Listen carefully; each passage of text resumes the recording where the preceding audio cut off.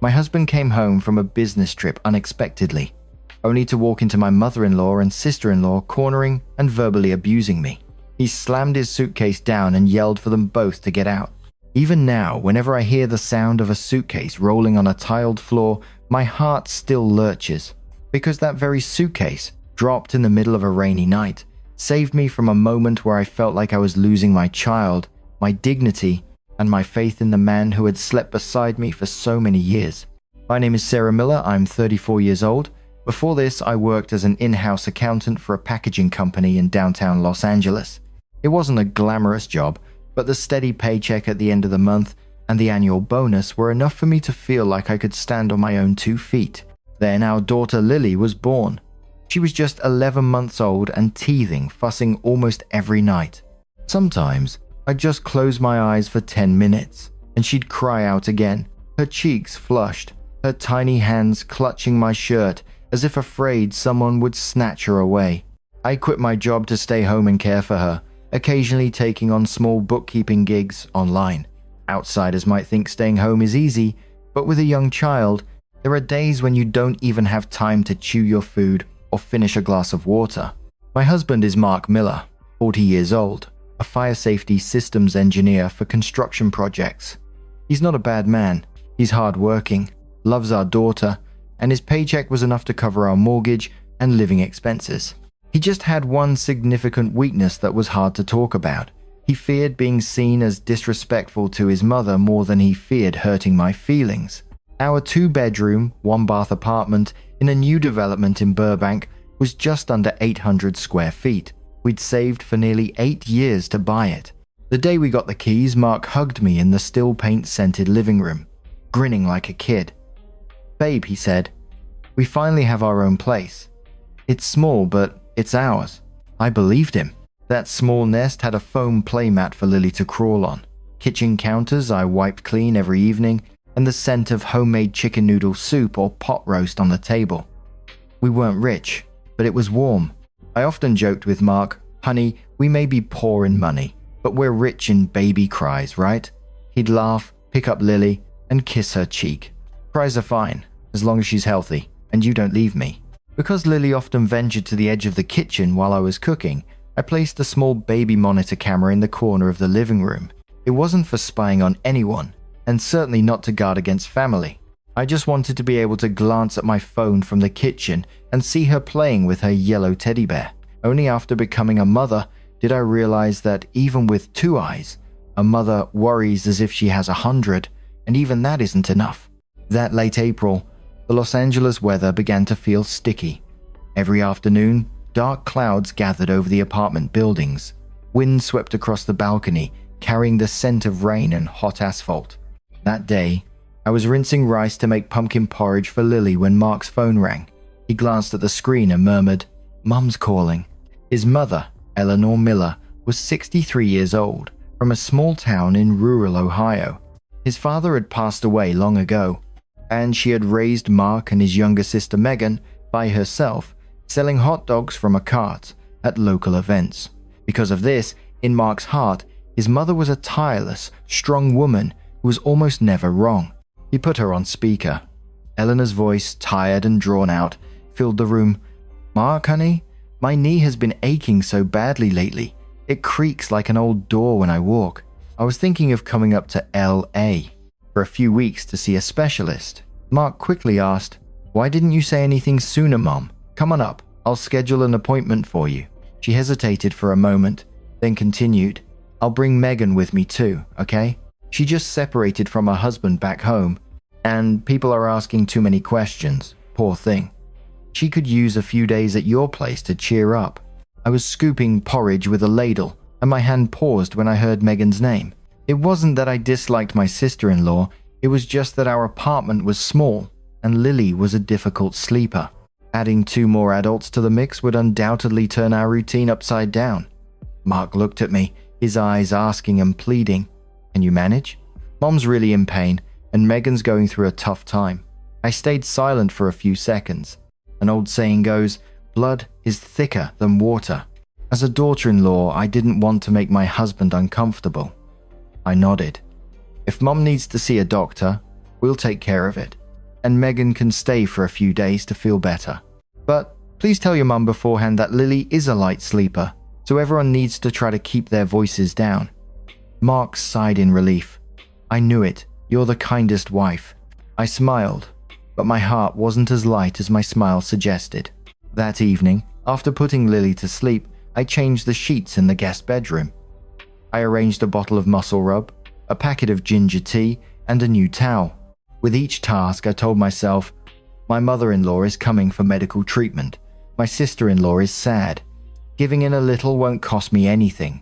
But as I smoothed the edge of the sheet, I suddenly noticed the strong wind on the balcony, making the white curtain flutter as if someone was standing behind it, blowing into the room. The small apartment was still. Lily was asleep, and Mark was still in the living room reviewing construction blueprints. Yet, for some reason, from that night on, I had a feeling that the peace in our home was fragile, like a tissue placed near a hot cup of tea, soft and easily torn by a strong breath. 3 days later, my mother-in-law and Megan arrived in Los Angeles. That afternoon, a light but persistent rain was falling, making the street in front of our apartment building slick and shiny, as if coated in oil. Mark went down to the lobby to meet them. I stayed home, rushing to cook dinner. Thinking of his mum coming from the countryside, I prepared a meal with a southern touch to make her happy. Catfish stew, braised pork with eggs, boiled vegetables with a peanut dipping sauce, and a plate of green mango salad because Mark had mentioned his mum liked sour flavors. When the door opened, Eleanor walked in first. She wore a simple dark-colored dress, carrying a large canvas bag filled with dried shrimp, fresh fish, some green mangoes, and a packet of traditional herbal medicine wrapped in newspaper. Megan followed, her hair in elaborate curls, nails painted bright red, one hand pulling a suitcase, the other clutching a cardboard box featuring cosmetic products. I quickly wiped my hands on my apron and stepped forward to help. "Are you tired, Mom? Let me get you some warm water to drink." Eleanor looked around the apartment, then nodded. It's decent. For a city apartment, this is quite spacious. I thought it would be as cramped as a shoebox." I smiled. "Yes, our place is small, but we try to keep it tidy." Megan set her cosmetic box down next to the sofa, her voice as sweet as candy. "Sarah, you're so good. Your place is so clean, even with a baby. If I lived alone, it would be a war zone." I felt a little relieved, thinking I had worried for nothing. If family just loves each other a little, everything will be fine. During that first meal, I held Lily on one side, feeding her porridge with one hand while inviting Eleanor to eat. Mark placed the largest piece of catfish into his mother's bowl. "Mom, have some fish. Sarah cooked it this afternoon."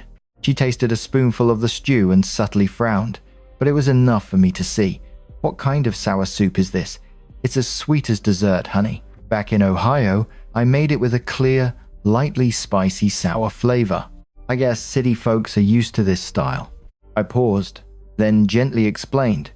"I was worried about your stomach, Mom, so I seasoned it mildly. Tomorrow I can make it a little tangier." Mark ate with his head down, saying nothing. His silence then didn't hurt me yet. It was just like a tiny grain of sand falling into my heart. I told myself that old people often offer advice, and it wouldn't hurt to listen. But just 2 days later, our living room had transformed. Megan's serums, lipsticks, moisturizers, mini skin analyzers, and ring lights for live streaming covered almost every surface. On the coffee table, where I used to keep Lily's bottle and burp cloths, now sat several bottles of cosmetics with long, complicated English names. That evening, I had just gotten Lily to sleep for about 20 minutes, when Megan's voice boomed from the living room. "Hello, everyone. Can you hear me clearly? Tonight, I'm launching my super whitening cream." Lily startled, her mouth twisted, then she burst into tears. I hugged her, patting her back, my heart pounding. She kept sobbing, even after I tried to soothe her. I opened the bedroom door, trying to keep my voice as soft as possible. "Megan, Lily just fell asleep. Could you please close the living room door if you're live streaming? Or just speak a little more quietly?" Megan's sales smile vanished, and her face instantly soured. "Oh, I get it. I'm already a bother being here, and now even my business calls annoy you." Before I could explain, Eleanor emerged from the guest room, rubbing her knee. It's just a little noise.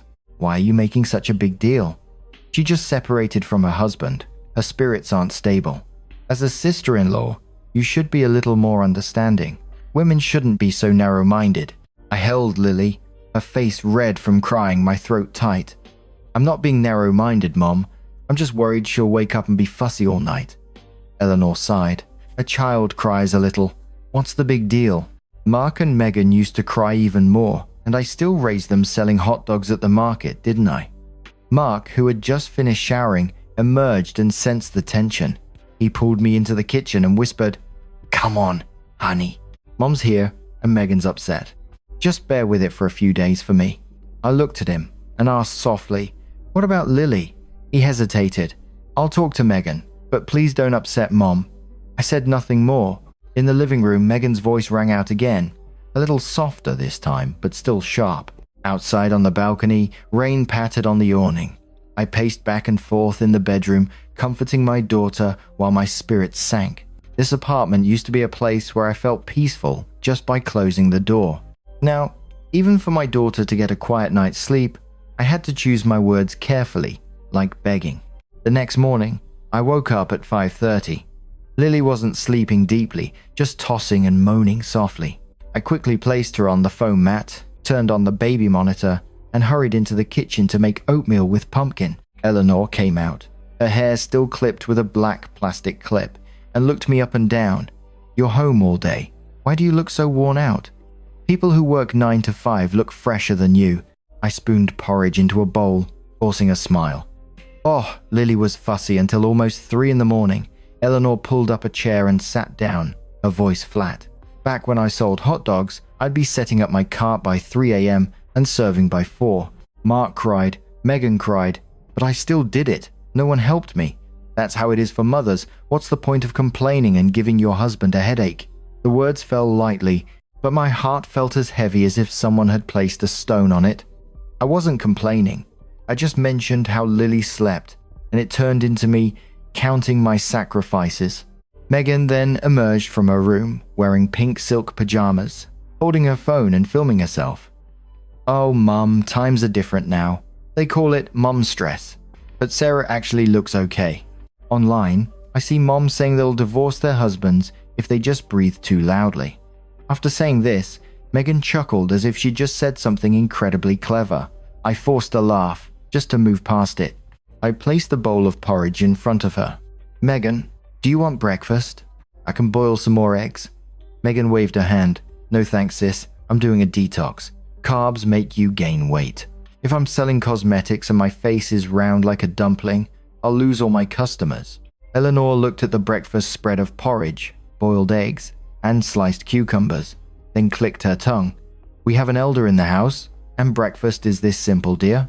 Back home, I'd eat a bowl of hearty pho that fills you up much more." I turned back to the kitchen to get some instant noodles for her, but she said, "Oh, don't bother. I'm just saying, I'm not demanding anything." Daughters-in-law these days get sad if you offer any advice. I froze at the counter. People say words cost nothing, but some words cost nothing yet make the listener lose sleep. Around noon, Megan received a call from a customer. She put it on speaker, her voice loud and clear. "Yes, ma'am. Don't worry. This cream gives instant brightening. I've used it myself. If it doesn't work, I'll refund your money, guaranteed." Lily, who was playing with her teddy bear, startled at the loud voice and pouted, on the verge of tears. I quickly picked her up and patted her back. "Megan, could you please speak a little softer? Lily's not feeling well." Megan covered the phone with her hand, frowning. "Sister, I'm closing a deal here. Please be understanding. If I don't work, how will I live?" Before I could reply, Eleanor called from the living room. "She's earning money. She's not out playing. You're home all day. If you can help her, then help her. Don't make things difficult." I looked at her. "Mom, I'm working too. I take care of the baby, and I do bookkeeping at night." She chuckled softly. "Sitting in air conditioning, typing a few numbers, and you call that hard work, dear? Hard work is standing in the scorching sun at the market, sweat dripping into your noodle broth." I hugged Lily, my throat tight. If I argued, I'd be disrespectful. If I stayed silent, those words would become their truth in their eyes.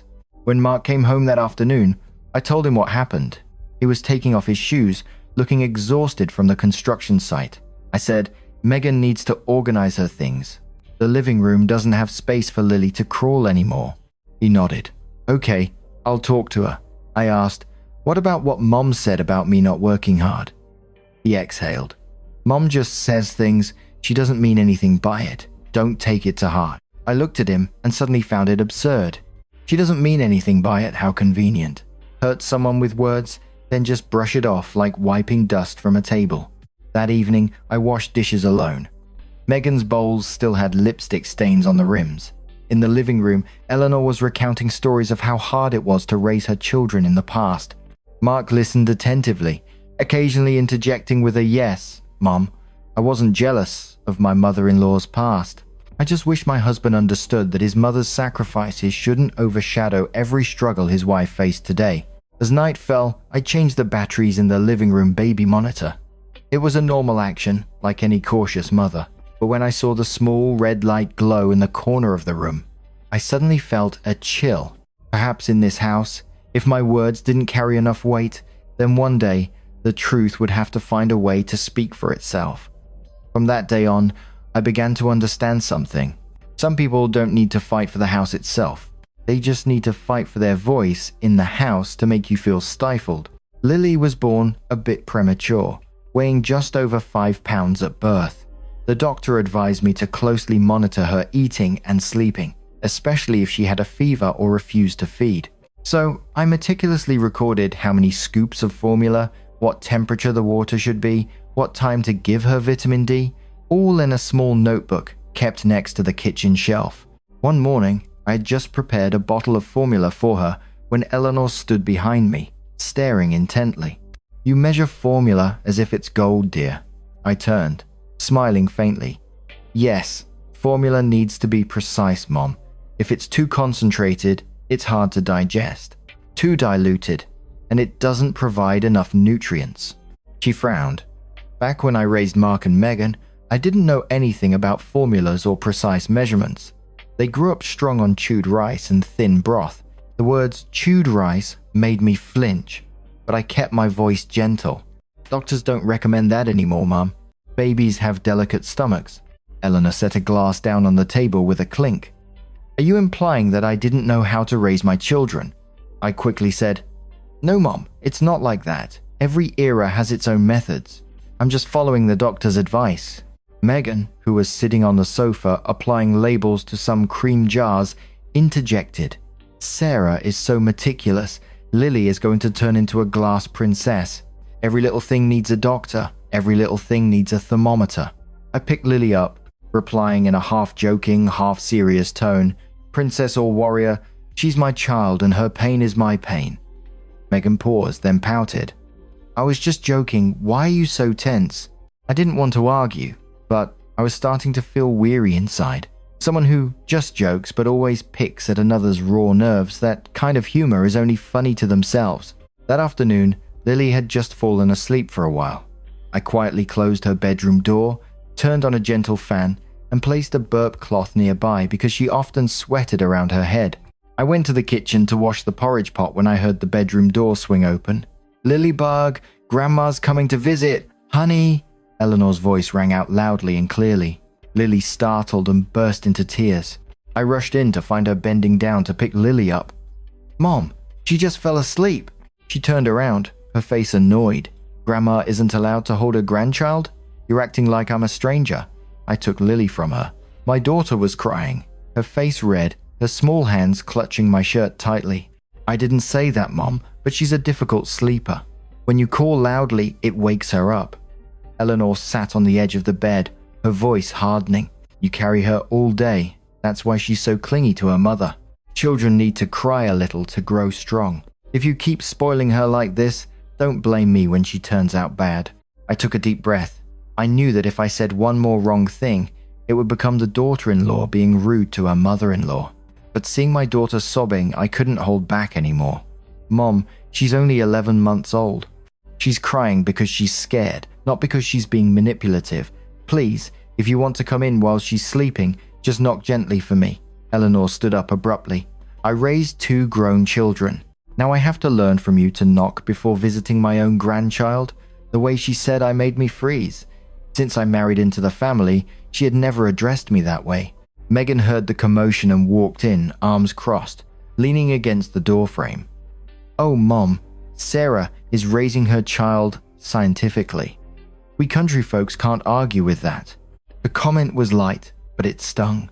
It pushed me aside, as if I were a city daughter-in-law who'd read a few things online and now looked down on her entire husband's family. When Mark came home that evening, I recounted everything slowly, trying not to add any emotion. He listened, then went to get his mother a glass of water, and only then came into our room to talk to me. "I'll talk to Mom, but you shouldn't make her feel excluded. She loves her grandchild." My hand, which was folding a burp cloth, stopped. "I'm not stopping her from loving her grandchild, Mark. I'm just asking her not to scare our daughter." He sat beside me, his voice tired. "Mom's old, that's just how she is. You need to be a little more accommodating." I looked at my husband and suddenly realized that the distance between us wasn't in this small apartment, but in his constant expectation for me to be accommodating towards things that were hurting me. That night, Lily coughed softly. I placed my hand on her forehead and felt she was a little warm. In the living room, Eleanor was still talking to Megan.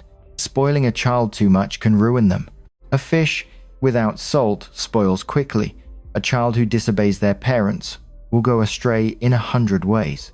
I sat silently in the dim yellow nightlight, holding my daughter close. For the first time, I saw how an old proverb could be used like a whip, lashing at a woman trying to be a good mother. That Saturday night, rain poured from dusk till dawn. It lashed against the windows, drumming loudly in the apartment hallway. Occasionally, I heard the hurried footsteps of someone in flip-flops. I had just gotten Lily to sleep when I noticed she felt unusually hot. I placed my hand on her forehead and my heart sank. She was feverish, her cheeks flushed, her lips dry. I took her temperature, and the screen read 101.5 degrees Fahrenheit. I quickly got up, grabbed the fever reducer and a soft cloth. Lily cried more weakly than usual, taking a few sips of milk before turning her face away. For an adult, a slight fever might be minor, but for an 11-month-old baby, if her breathing changes even slightly, a mother's heart unravels like tangled yarn. Eleanor heard the commotion and came out. "What's all that fuss about, dear?" I quickly replied, "Lily has a fever, 101.5. I need to take her to the urgent care clinic nearby, just to be safe." She waved her hand. "Oh, it's just teething. All babies get a fever when they're teething. Taking her out in the rain tonight will only make her sicker." I tried to stay calm. "Mom, let me call the pediatrician. She's not feeding, and I'm worried." Eleanor walked over, touched Lily's forehead, and said with certainty, "This isn't serious yet. Let me get some muscle rub and some herbal tea. It'll calm right down." I gasped. "Mom, the doctor said not to use muscle rub on babies, especially on their chest. And herbal tea too, if we don't know the dosage. We shouldn't give it to her." She looked at me, annoyed. "Everything is doctor, doctor." Back in my day, there were no baby doctors, so all the kids in the countryside must have died, right? I didn't argue. I just laid Lily down on the pillow, went into the bedroom to get a light jacket and her insurance card. But when I came back out, I saw Eleanor rubbing muscle rub onto the front of Lily's shirt, and next to her was a cup of dark green herbal tea, its pungent smell wafting up. A chill went through me. Mom, don't give that to her." I rushed forward and held her hand. Lily screamed, her tiny hands flailing, clutching at my shirt. Eleanor froze, then grew angry. "What are you doing, holding me back? I'm her grandmother, not some stranger trying to harm her." I held Lily close, my voice trembling but clear. "I'm not saying you're trying to harm her, but I'm asking you, Mom, from now on, please don't give her anything without asking the doctor first. She's my child, and I'm responsible for her." Megan stood by the bedroom door, arms crossed. "Wow, Sarah, you're really intense. Mom loves her grandchild, and you're acting like she's poisoning your kid." I looked at Megan, then at my mother-in-law. For the first time, I wasn't choosing my words to please everyone. "Megan, I'm worried about my child. You're not a mother yet, so you might not understand, and that's fine. But don't talk like that. The air in the room grew thick. Eleanor pointed to the door. Call Mark. Let him see how his wife treats his mother. I immediately called Mark. The sound of rain on his end of the line was very loud. He must have been at a construction site in Orange County. Mark, Lily has a fever, 101.5, and she's refusing to feed. Mom put muscle rub on her and was going to give her herbal tea. I'm taking her to urgent care. He was silent for a few seconds, then said, Calm down. Honey, Mom has experience. I'm sure it's nothing serious. Maybe let's just monitor her a bit longer. It's pouring outside. When I heard that, tears welled up, but my voice was strangely calm. You monitor your construction site, I'll take my daughter to the doctor myself. I hung up, put the medicine and her shot record in my bag, and wrapped Lily in a blanket. Eleanor stood blocking the exit, her face red. You're taking your grandchild out in the rain just to prove me wrong? I replied softly, No, Mom. I'm taking my child out because I'm afraid of losing her. That made her stop. I walked past her, carrying Lily down to the lobby. I had mistakenly put on 2 different colored flip-flops without noticing. My hair was wet and stuck to my face, and Lily cried weakly into her blanket. Miss Henderson, the building manager, saw us and immediately ran over, holding an umbrella for us. Good heavens, what's wrong with the little one, Sarah? I choked up. She has a fever, Miss Henderson. I'm taking her to the doctor. Miss Henderson didn't ask further, just waved for the security guard to call a taxi and pressed a dry towel into my hand. Go, dear. You take care of your child, and God will take care of you. At the urgent care, Dr. Kimberly Lane examined Lily very thoroughly. Luckily, Lily wasn't in danger, just a fever due to a mild sore throat and teething. But the doctor frowned at the muscle rub stain on Lily's shirt. You shouldn't use muscle rub on small children without consulting a doctor, especially on their chest. Same with herbal teas.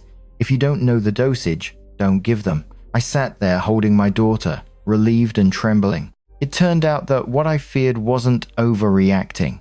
As a mother, it's better to be called overprotective than to live with regret.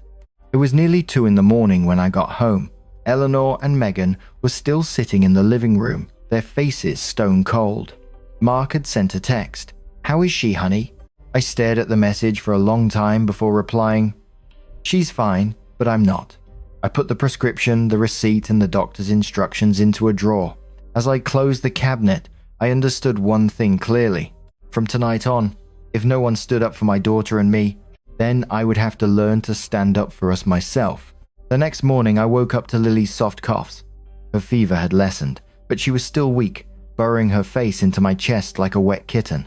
I placed her on her side, wiped the sweat from the back of her neck with a towel, and then opened the drawer to get the previous night's prescription. The thin paper was slightly wrinkled from the rain. I smoothed it flat on the dining table, clipping it together with the examination receipt, the medicine instructions, and the doctor's notes. For some reason, I picked up a blue folder, the kind I used for accounting documents, and wrote in the corner, Lily's health record. I wrote each line slowly. Fever at 11. 10 p.m. 101.5 degrees Fahrenheit. Refused to feed. Examined at 12. 25 a.m. Doctor advised no muscle rub, no herbal tea. Initially, I only wanted to write it down to remember. As a new mum, my mind felt like a sieve when to give medicine. When she fed, how long she slept, if I didn't write it down, I'd forget. But when I closed the folder, I suddenly felt sad. A mother having to record such obvious things just to protect her child felt so bitter. Eleanor walked past, glanced at the folder, and stopped. What are you writing, dear? I replied, Oh, I'm just noting Lily's medication schedule. She gave a weak laugh. You're keeping such detailed records. I suppose soon, if I want to hold my grandchild, I'll have to sign a logbook, right? I remained silent. Megan, sitting on the sofa, still labeling cream jars, chimed in, Sarah, you're such an accountant. Our home is like an office. Everything has a file, everything needs proof. Living like that must be exhausting. I looked at my sister-in-law and suddenly chuckled softly. Exhausting, you say, Megan? My life has been running at a significant loss lately, so I have to audit every painful expense. Megan froze, unsure how to reply. Eleanor frowned. What do you mean by that? Living together like we're preparing for a lawsuit? Family members should love each other, not keep records like this. I put the folder back in the cabinet and said softly, I just hope no one does anything that makes me have to write more. All that day, the atmosphere in the house was as cold as leftover food. Eleanor spoke less to me, but her gaze was heavy. Megan continued her live streams and displayed her products, but every time I walked past, she would lower her voice, as if trying to prove that I was the difficult one. When Mark came home that evening, I was giving Lily her medicine. He washed his hands, held our daughter for a bit, and sighed in relief when he felt she was less feverish. Thank goodness, she's okay. I looked at him. She's okay, but what happened last night isn't okay. He put Lily down, his voice softening. I know you were scared, but Mom was just worried about her grandchild. When I heard that, the hand holding the medicine spoon trembled. Loving your grandchild doesn't mean you can do whatever you want, Mark. He was silent for a moment. Then he noticed the blue folder on the table. Perhaps I had taken it out to check the medicine times and forgotten to put it away. He opened it and his eyebrows furrowed. You even recorded Mom using muscle rub. You recorded the doctor's warnings. But why are you keeping all this? We're family. I don't like the feeling that you're collecting evidence. I looked straight at him. The room was very quiet, only the steady hum of the air conditioner and Lily stirring on her playmat. If my words were enough for you to believe me, would I need to keep these things? He stood frozen. My question fell between us like a cracked teacup, not shattered, but no longer whole. After a long moment, he closed the folder. I just hope our home doesn't have to be this tense. I smiled sadly. You hope for a peaceful home, and I hope for our child's safety. Those two things should go hand in hand. You shouldn't make me choose one. He didn't reply. Again, silence. A silence so familiar that I started to fear it more than my mother-in-law's scolding, because someone who scolds you at least lets you know where they stand. But silent people, they stand so close, yet turn out to be so far away. That night, after Lily was asleep, I sat alone in the living room. Megan's livestream light cast a bright white circle on the wall. On my phone screen, the baby monitor camera still clearly showed the playmat, the sofa, the coffee table piled with cosmetic boxes. I didn't want to turn my home into a place where we had to be wary of each other. But the elders used to say, prevention is better than cure. The illness in this house, however, wasn't Lily's fever anymore. It was that I spoke the truth, and the person who needed to believe me the most kept hesitating. The third week, Megan started asking me for money. The first time was for about $250 for shipping fees. Megan stood at the kitchen door, her face a little greasy. Sarah, my digital wallet is stuck. Could you transfer me the shipping money? The customer will pay tonight, and I'll send it right back. I was stirring a pot of minced meat porridge for Lily. Hearing that, I immediately transferred the money. I thought, my sister-in-law is separated and struggling with her business. If I can help her with a few $100s, I should. How could family members quibble over every penny? 2 days later, Megan said she needed about $400 for a product deposit, then another $1,100 for advertising. By the end of the week, she borrowed another $1,200 to hire someone to review her products. I started to feel uneasy. That night, after putting Lily to sleep, I opened our family budget spreadsheet. The mortgage, formula, diapers, medicine, electricity, water, every number was waiting, like salespeople standing at the door demanding payment. I didn't mind helping Megan, but helping blindly, without an end, was like pouring water into a bottomless bucket. The next morning, Megan approached me again. Sarah, could you transfer me a little more money to stock up on sunscreen? This batch sells really well, and I'll pay you back as soon as I make a sale. I slowly set Lily's bottle down. Megan, you haven't repaid the previous amounts yet. We don't have much extra money right now. And with Lily, it's not convenient for me to transfer more. Megan's face instantly changed. The sweet tone from a few days ago vanished like lipstick in the rain. It's just a few dollars, and you're keeping such careful records? I'm Mark's sister, not some stranger. I maintained a soft tone. Precisely because we're family, I'm being direct. Loans should be clear so there's no bad blood later. Eleanor, who was picking greens at the dining table, looked up immediately. Sarah, Mark's money is family money. Your sister-in-law is a bit tight right now. If you can help her, then help her. Don't be so tight-fisted, or people will say you're a calculating daughter-in-law. I looked at the basket of greens in front of her. Each stem was forcefully broken, nearly crushed. Mum, I'm not keeping money for myself. The household expenses and Lily's formula money have to be accounted for every month. I'm not stashing it under my mattress. Megan sneered. You talk a good game. I bet you're just afraid I won't pay you back. I replied, I'm not afraid you won't pay me back. I'm afraid you need more than you're letting on. That made Megan pause, her eyes shifting strangely. That afternoon, as I was folding Lily's burp cloths on the sofa, Megan's phone, which she had left on the coffee table, suddenly lit up. I didn't mean to look, but the message was too clear. $150,000 is not chump change. If you don't pay by the end of the week, I'll call your brother's company and visit your mother in Ohio myself. My hands went numb. Just then, Megan came out of the bathroom. Seeing me looking at the screen, she lunged and snatched her phone. What are you doing? Why are you spying on my phone? I stood up, trying to stay calm. Megan, who do you owe $150,000 to? Megan's face paled for a moment. Then she forced a laugh. It's just a scam message, Sarah. They're everywhere these days. You stay home too much, so you think everything's real. Eleanor heard the commotion and came out, her voice sharp. Sarah, your sister-in-law left her phone there. Why are you looking at it? Is this house becoming a place where we spy on each other? I turned to her. Mom, someone is threatening to call Mark's company. This isn't just Megan's private business anymore. Megan clutched her phone to her chest, her eyes red. You've gone too far, Sarah. I'm already miserable. I came here thinking you'd take me in, but instead, I'm treated like a criminal. I choked on the words, take me in.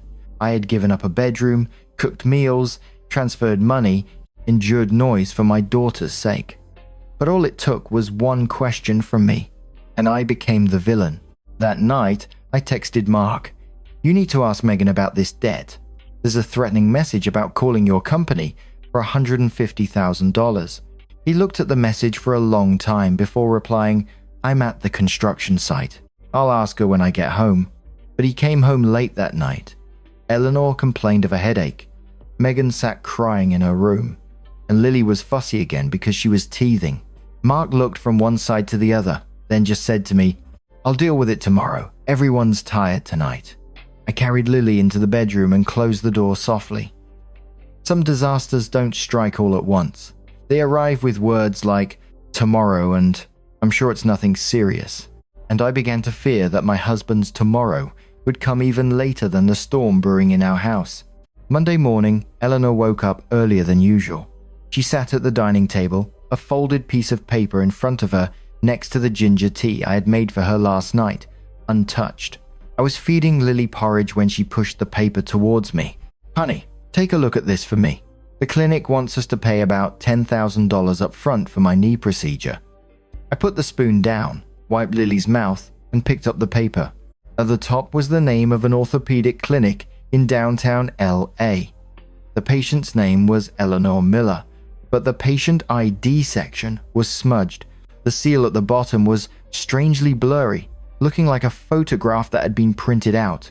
The letters in her name, Eleanor, were also slightly misaligned compared to the rest of the text.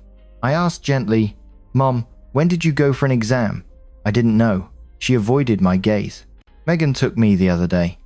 You were busy with the baby. No need to worry you. Megan, who was sitting nearby, suddenly interjected. Mom really is in pain, Sarah. Don't question her like you're interrogating her. Mark will be home and he'll pay you back later. I didn't reply. I took out my phone and called the clinic number on the form directly. The person on the other end checked for a moment, then replied that there was no appointment scheduled under the name Eleanor Miller for that week. I hung up. The kitchen was so quiet I could hear Lily tapping a plastic spoon on the dining table. I put the paper down.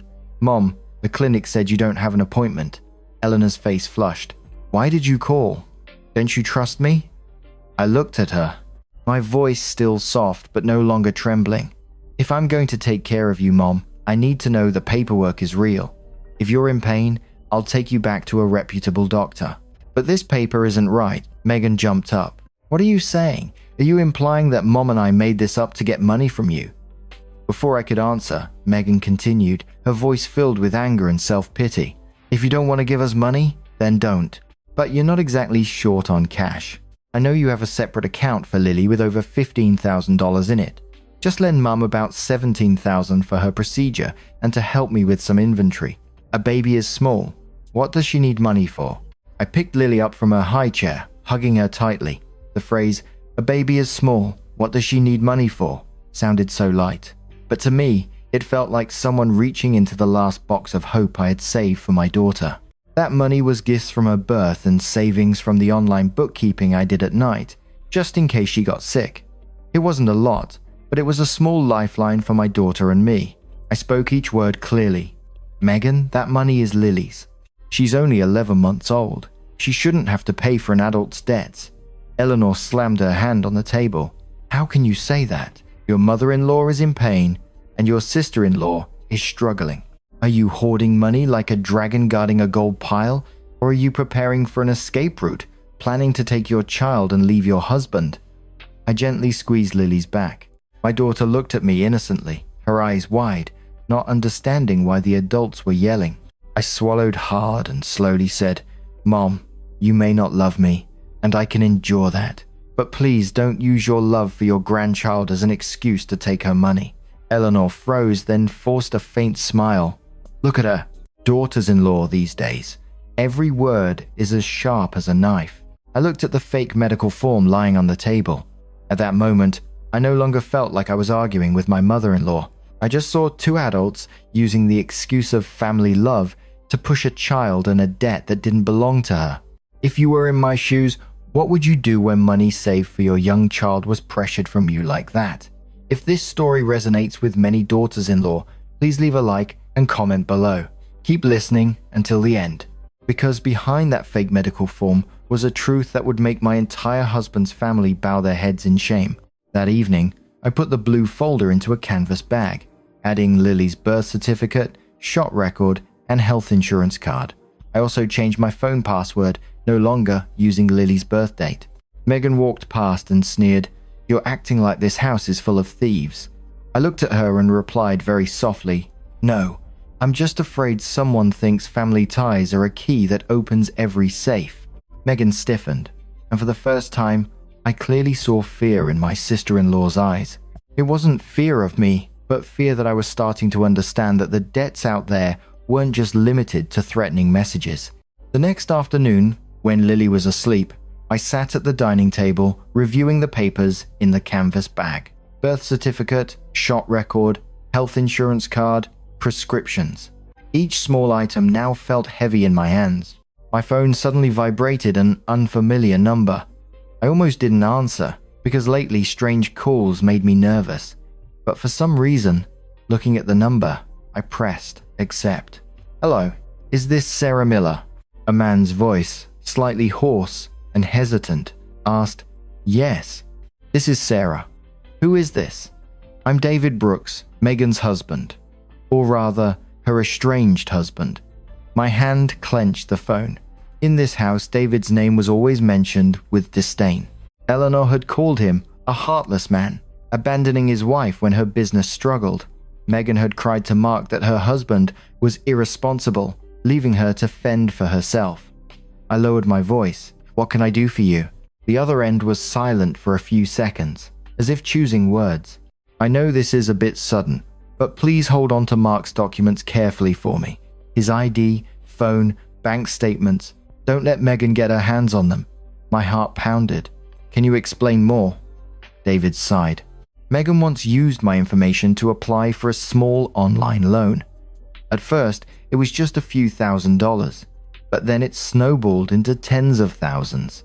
They called my garage, called my boss, even called my mum back in Ohio. I paid it off twice to smooth things over. By the third time, I couldn't take it anymore, so we separated." I stood up and walked to the balcony. The sun was scorching outside, but a chill ran down my spine. "Why are you telling me this now?" "Because yesterday someone called me asking if I was still in contact with Megan. They mentioned Mark's name, saying a new application had a family member verifying it. I don't know if it's true, but I was afraid you wouldn't know." I looked through the glass into the living room. Megan was sitting, labeling lipsticks, humming softly to a song on her phone. Her face was frighteningly normal.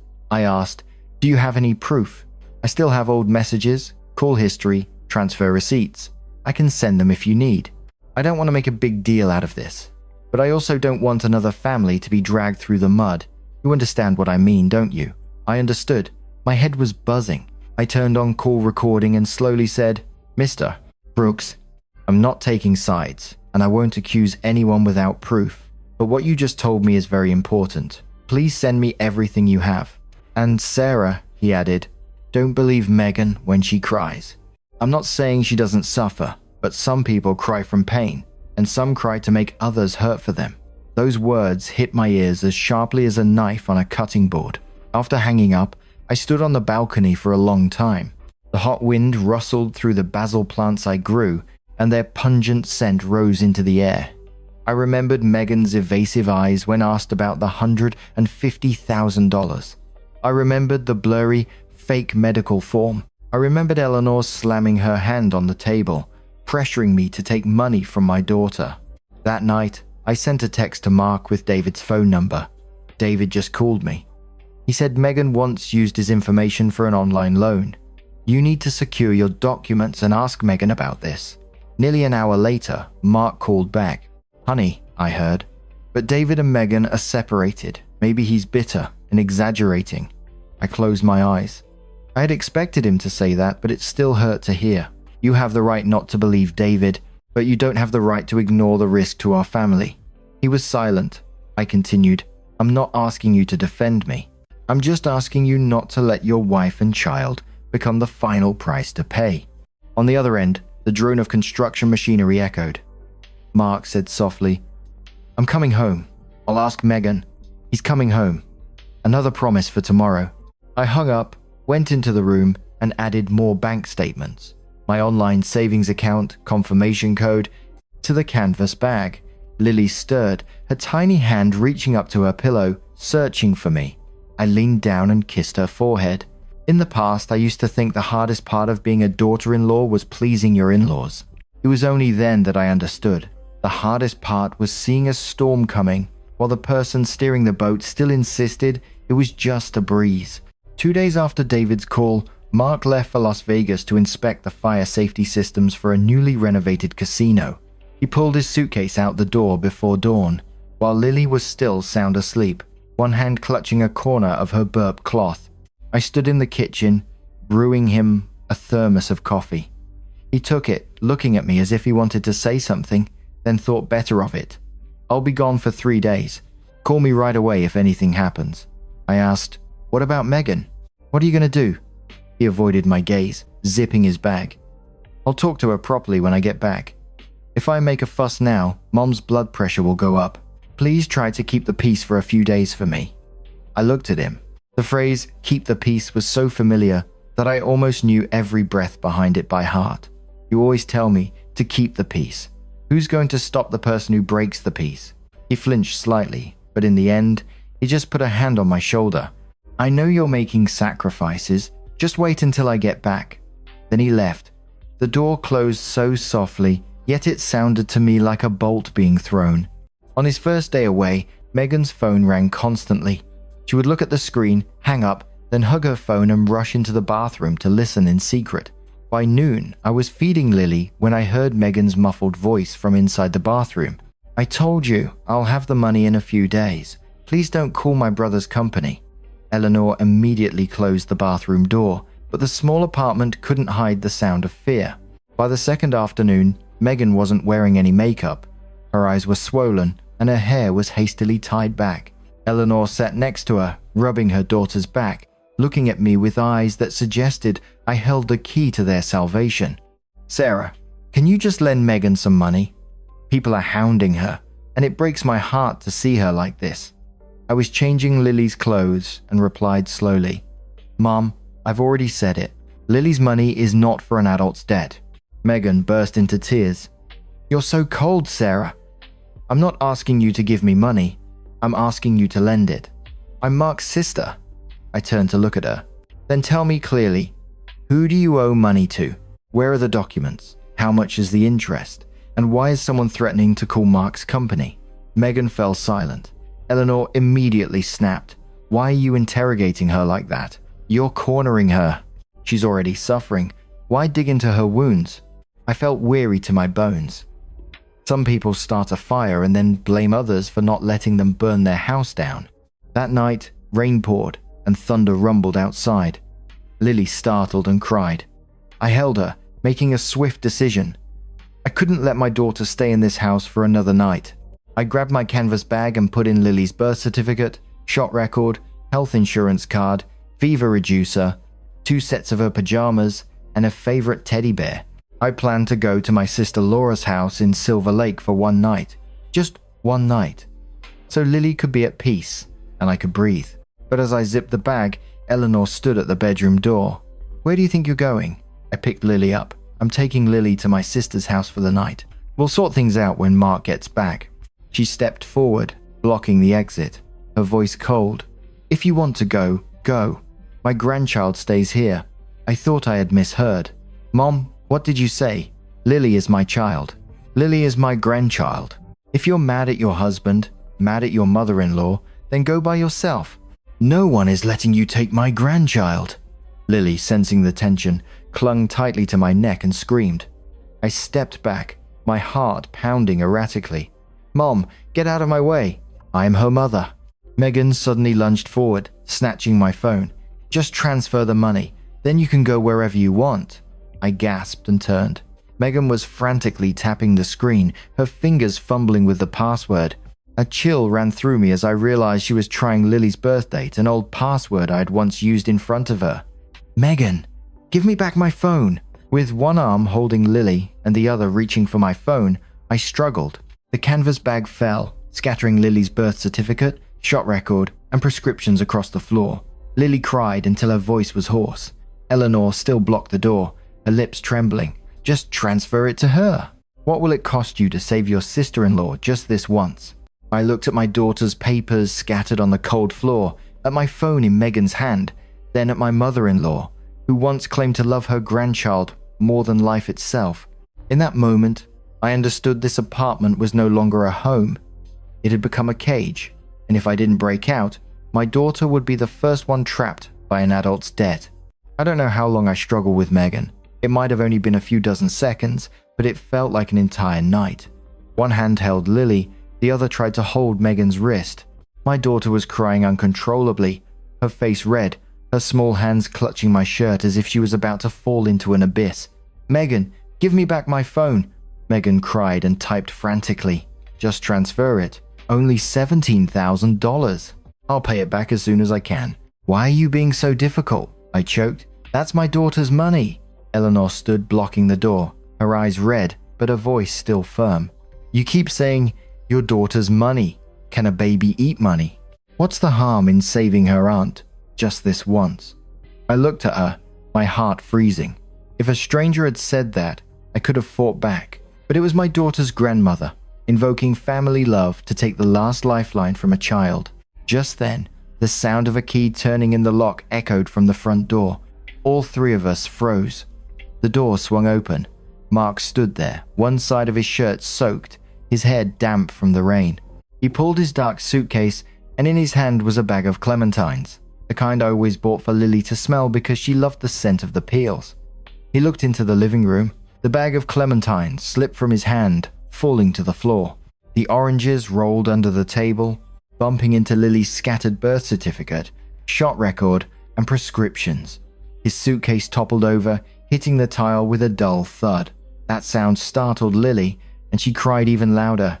I turned away, tears streaming down my face. Mark walked forward, his voice low. Megan, give me the phone. Megan hid the phone behind her back. Mark, listen to me. I just borrowed a little from Sarah. Mark repeated each word, clear as a hammer blow. Give me the phone. Megan's hand trembled as she handed it over. He snatched the phone, looking at the screen, which was open to a banking app. The incorrect password attempt was still highlighted in red. Then he looked at Lily's documents on the floor, at his mother blocking the bedroom door, and at me, holding our daughter as if my life depended on it. What's going on here? No one answered, Eleanor was the first to speak, her voice angry and trembling. "You're home just in time. Your wife here was trying to take your grandchild out of the house in the middle of the night. I stopped her, and she made a scene. My mouth opened, but my throat was tight. I had said too much these past few days. This time, I just stood there. If he still didn't understand, I probably had nothing left to explain." Mark turned to Megan. "And you?" "My wife's phone is in your hand." Megan sobbed. "I was desperate, Mark. They were hounding me. I just planned to borrow a little of Lily's money temporarily. I wasn't stealing." Mark closed his eyes. When he opened them, his gaze was completely different, no longer hesitant, no longer trying to keep the peace. He knelt down, picked up Lily's shot record, and gently brushed the dust off the cover. Then he walked over and tried to take Lily from my arms. But my daughter was too scared and clung tighter to me, screaming. He paused. In that moment, I saw his face turn pale. He turned to his mother, his voice trembling but clear. "Mom, did you just try to stop Sarah from taking Lily?" Eleanor immediately said, "She's our grandchild. She wanted to take her wherever she wanted. How could I let her?" Mark gripped the phone tightly in his hand. "Mom, listen to me clearly. Sarah is Lily's mother. No one in this house has the right to pry a child from her mother's arms, not even you." Eleanor gasped. "Are you talking to your mother like that, Mark? You're defending your wife and treating your mother like a stranger." Mark took a deep breath. I saw his lips tremble. Perhaps this was the first time in his life he dared to confront his fear of being disrespectful. "I'm not treating you like a stranger, Mom. But tonight, you scared my wife, you scared my daughter, and Megan tried to take my wife's phone to access her bank account. So, who should I defend?" Megan slumped onto the sofa. "Mark." "I'm your sister!" Mark spun around. "Being my sister doesn't mean you can take money from your niece. Megan, you fell into this hole because of your own wrong steps. Don't drag my wife and daughter down with you." Eleanor burst into tears. "Are you kicking your own mother out for this, wife?" Mark looked at her, his voice suddenly rising, cutting through the sound of the rain outside. "I'm not kicking you out for my wife, Mom. I'm asking you to leave this apartment because you just forced my daughter's mother to hand over her child while she was crying hysterically. And Megan, you need to get out of here tonight too." The room fell silent, broken only by Lily's sobs on my shoulder. I thought I would feel triumphant, but no, I only felt tired, so tired I could barely stand. Because my husband had finally woken up, but he woke up after I'd been pushed to the edge of the abyss. Mark turned to me, his eyes filled with panic. "Sarah!" I held Lily and took a step back, just one step. But it was enough for him to understand that between us at that moment, it wasn't just his mother and sister. It was also all the days I had spoken the truth, and he hadn't believed me. Lily's cries must have echoed into the hallway, because just a few minutes later, the doorbell rang continuously. Mark went to open the door. Miss Henderson, the building manager, stood outside, a keyring with master keys in her hand, her face full of concern. "Mark, Sarah, what's going on?" A neighbor reported hearing the baby crying very loudly. Eleanor immediately wiped her tears, changing her tone quickly. "Miss Henderson? You see, I came from out of town to visit my grandchild, and my son is being manipulated by his wife to kick out his own mother. These daughters-in-law nowadays are terrifying. One word from them, and they'll take the grandchild and leave." I leaned against the wall, holding Lily. In any other situation, I would have rushed to explain, afraid of being misunderstood, but at that moment, I was too tired to even fight for the truth. "Miss." Henderson looked around the room, Lily's papers still on the floor, clementines rolling near Megan's feet, Megan sobbing on the sofa, and Mark standing still like a man who had just walked through a fire. She slowly said, "Eleanor, I don't mean to pry into family matters, but I was standing outside, and I heard some things. I heard you say the grandchild must stay, and I saw the child crying until her throat was hoarse." Eleanor flinched. I was just afraid she'd take the child and run away. Miss Henderson looked directly at her. "When a biological mother is taking her child away from a place that scares them, that's not taking the child and running away. No one has the right to force a mother to hand over her child when the child is trembling like that." The words were soft, not harsh or scolding, but they silenced the entire apartment. Sometimes, The truth from an outsider can make people wake up more than 1,000 words from within the family. Mark walked closer to me. Sarah, let me take you and Lily to our room to rest. I'll handle the rest. I looked at him.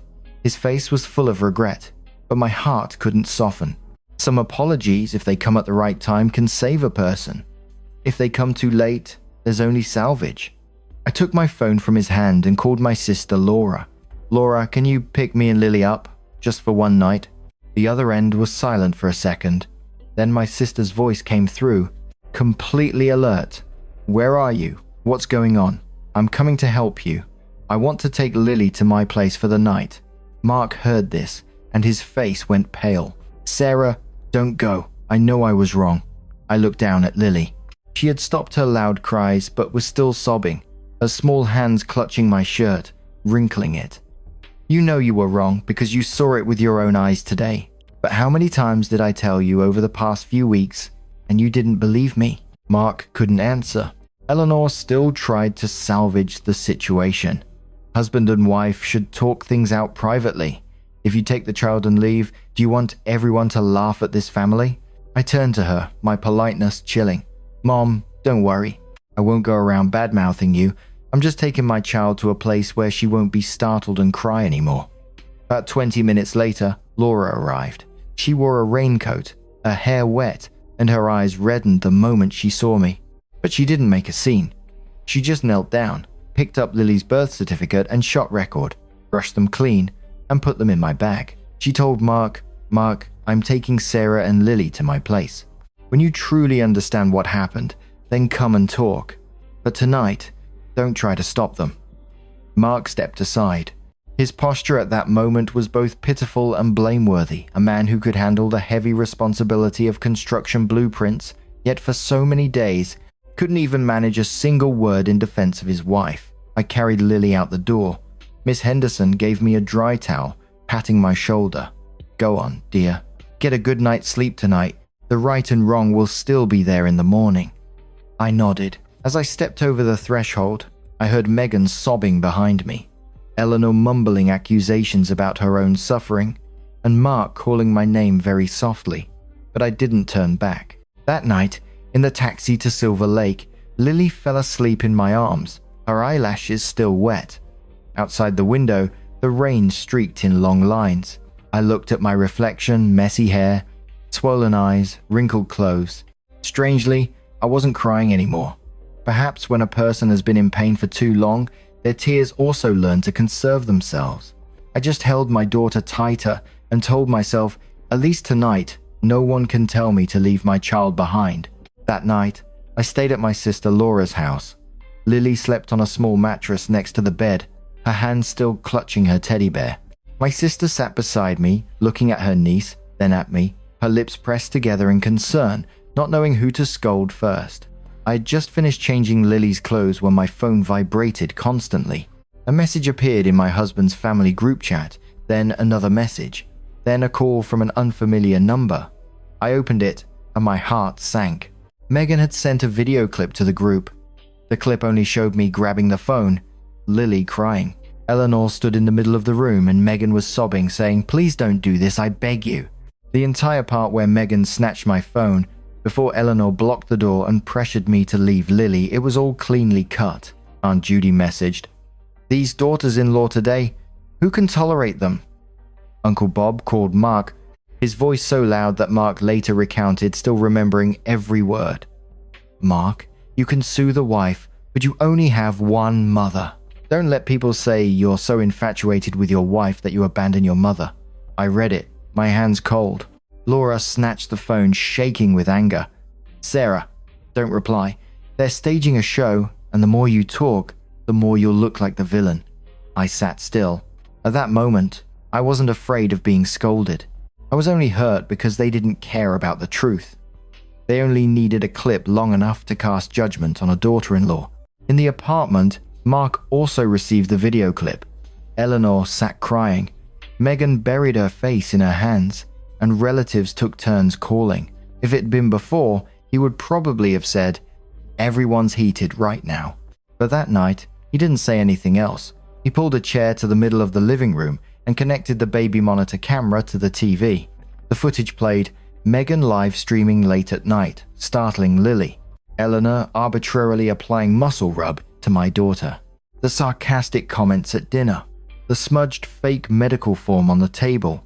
Meghan mentioning Lily's $17,000. Then the scene from that night. Eleanor blocking the door, Meghan grabbing the phone, me holding Lily with one hand, struggling with the other. Mark later recounted that when he saw the part where I was crying and saying, "She's my child, Mom, please don't force me," he couldn't look up. Eleanor initially argued, "That camera doesn't show people's true intentions." Mark replied very softly, "No, it doesn't show people's true intentions, but it shows what you and Meghan did." Meghan turned pale.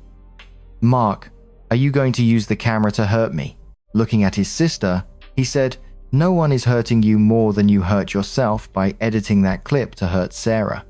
Then he saved all the videos to a hard drive and sent them to his old friend, attorney David.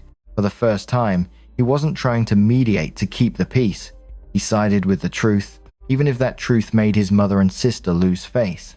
Near midnight, just when I thought everything had calmed down, Mark's phone rang again. The caller was Miss Peterson from his company's HR department. Her voice was very urgent. Mark, a lending company, just called to verify a loan application for $150,000 under the name Mark Miller. The news made the already cold, rainy night even colder. Mark later recounted that when he heard Miss Peterson from HR mention the $150,000 loan, his ears started ringing. Miss Peterson stated very clearly, "Mark, the lending company called the office to verify the application. They read out your social security number, your apartment address, even your job title. I found it strange, so I'm reporting it right away." "Did you take out a loan?" Mark gripped his phone, looking at Meghan. Meghan's face was chalk white. "No, Miss Peterson, I didn't take out a loan. Please don't confirm anything for them. I haven't confirmed anything yet. But you should look into this. This is not a small matter." He hung up. The living room fell silent as if all the air had been sucked out. Eleanor looked at her son, her lips trembling. "They must have mistaken you for someone else, son. There are so many scams these days." Mark turned to his mother. "Mom, if it's a scam, how do they have my correct social security number?" Meghan burst into tears. "Mark, I didn't mean to. I just filled it out as a test. They said it wasn't dispersed yet, so it wouldn't matter." He looked at his sister, his voice hoarse. "You filled it out as a test using my information, Meghan. You call that a test?" Eleanor quickly interjected. "She was desperate, son. Your sister is foolish. As her brother, you should find a way to help her, not corner her." Mark didn't reply. He opened his phone to check his messages. There were several strange OTP codes sent to his phone last Sunday afternoon, right when he was asleep after a long shift at the construction site.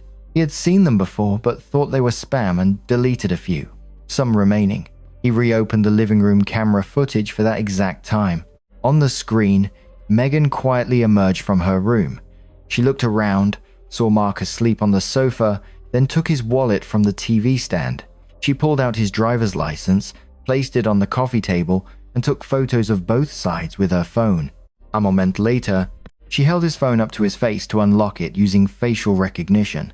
Eleanor stood near the kitchen door. She didn't do anything, just looked down the hallway, then turned back to look at Meghan. But her inaction spoke volumes. Mark turned off the video, his eyes red. "Mom, you knew," Eleanor stammered. "Son, I just thought she was borrowing your information for them to review, you know? She said it wouldn't affect you." He let out a dry, humorless laugh. "Wouldn't affect me? They just called my company.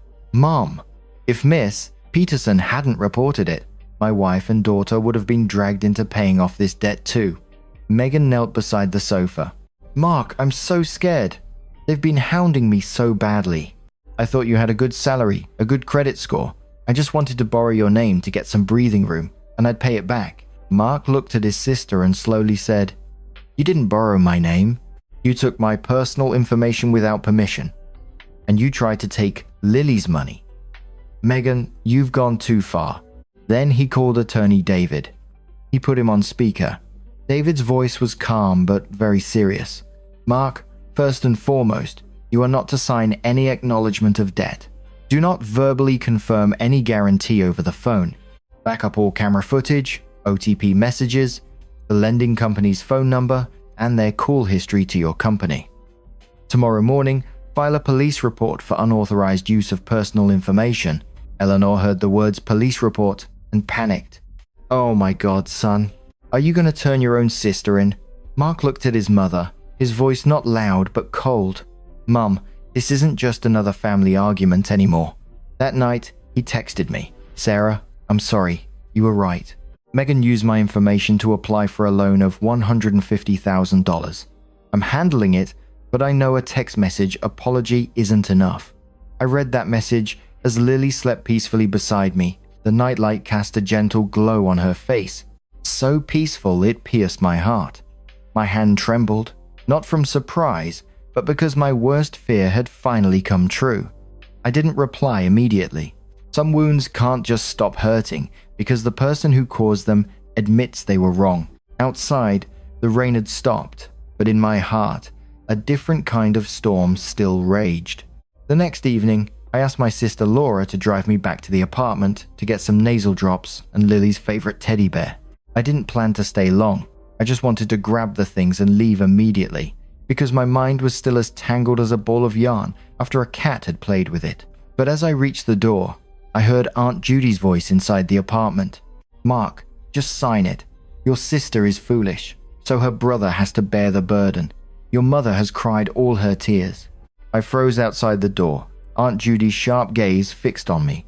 Mark opened the door, and seeing me, he paused. Sarah, come in. I want you to hear this.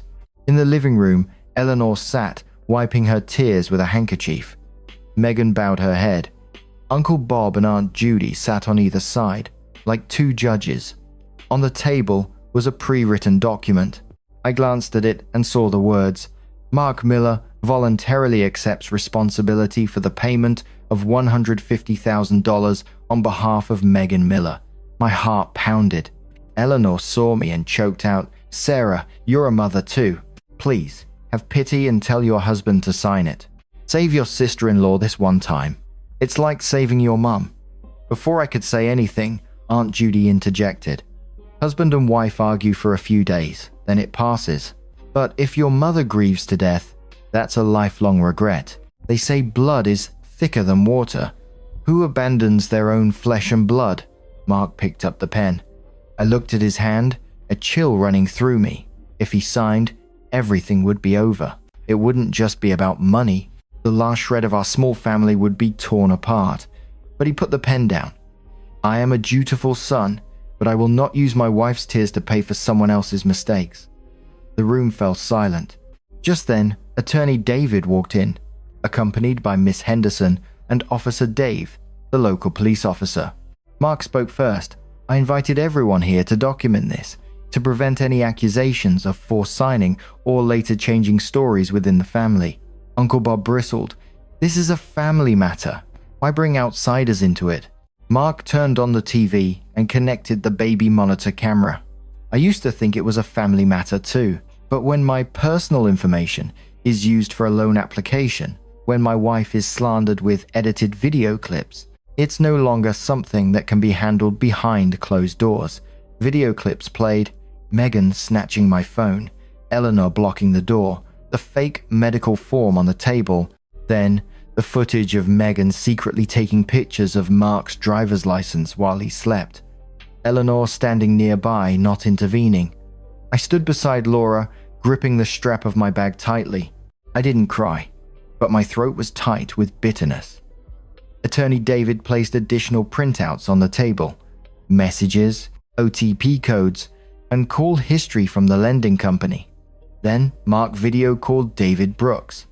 David's tired but calm face appeared on the screen. I confirmed that Megan Miller previously used my information to apply for a loan app. I paid it off twice. I still have the receipts. Megan burst into tears, then suddenly screamed, Mom, you knew too. You said Mark was her brother. He could bear a little burden. It wouldn't kill him. You said Sarah was too careful with money. So I had to find another way. The words were like a slap across the room. Eleanor slumped onto the chair. Aunt Judy lowered her face. Uncle Bob cleared his throat, no longer talking about blood being thicker than water. Mark picked up the acknowledgement of debt and tore it in half. Megan, your debt is yours. You deal with the lending company yourself. I will not pay it. I will not co-sign, and I will not sign any papers. As for using my information, you'll have to explain that to the police. Then he turned to me, his voice hoarse. Sarah, in front of everyone, I want to make it clear. You are not rude. You are not a kidnapper. You are simply a mother pushed to her limits. I looked at him. For the first time in many days, he said exactly what I needed to hear. But my heart couldn't soften immediately. The truth had been restored, but trust he would have to pick up each shattered piece himself. The next morning, Mark changed all the locks on the apartment. The dry, decisive sound of the drill echoed from the door. I wasn't there, but he later told me that Eleanor sat on the sofa, clutching her bag, her eyes swollen. She asked, Son, are you doing this to cut off my way to visit my grandchild? Mark replied, I'm not cutting off your way to visit your grandchild, Mom. I'm just cutting off your right to walk into my home uninvited and scare my wife. If it had been before, he probably wouldn't have dared to say that. But sometimes, things have to break completely for people to know which pieces are the sharpest. He drove Eleanor back to Ohio with Uncle Bob. Before she got in the car, he gave her a reasonable amount of money for living expenses, making it clear that he would still support her monthly. If you're in pain, I'll pay for your medical exams, but there must be real documents. And if you want to visit Lily, you have to let us know in advance. And when you see your grandchild, you are not to interfere with her eating, her medicine, or use the term grandchild to override my wife's rights as a mother. Eleanor cried, accusing him of changing his heart. He simply said, if I let Sarah and Lily cry any longer, I would be the disrespectful one to my own small family. As for Megan, he gave her 2 days to move out. Megan had to go to the police station to explain using his personal information, itemize her debts herself, and deal with the legitimate lending companies.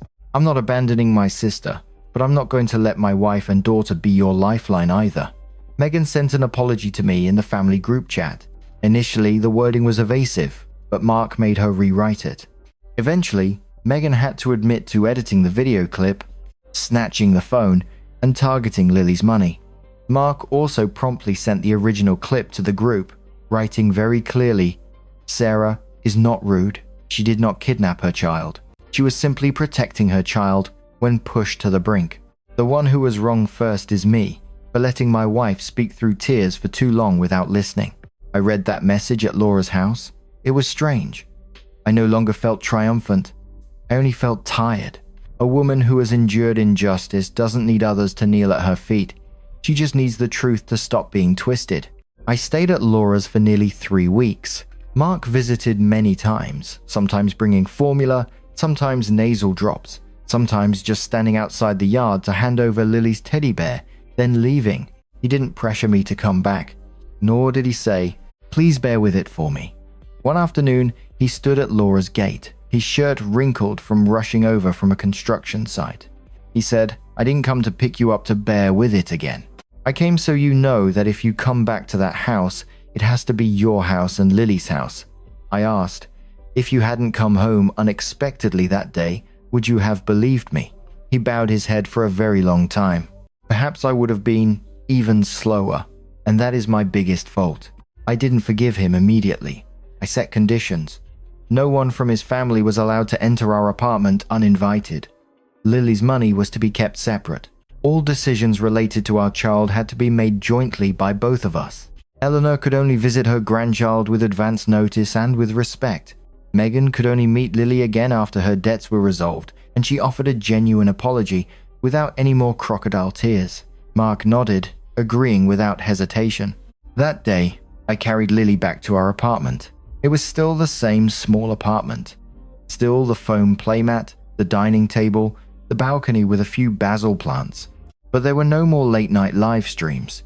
No more sarcastic comments dropped at the dinner table. No one opened my daughter's bedroom door without knocking. Mark's suitcase was neatly placed next to the closet. Once, Lily crawled to it, patted it, and laughed. I looked at her, my throat tight.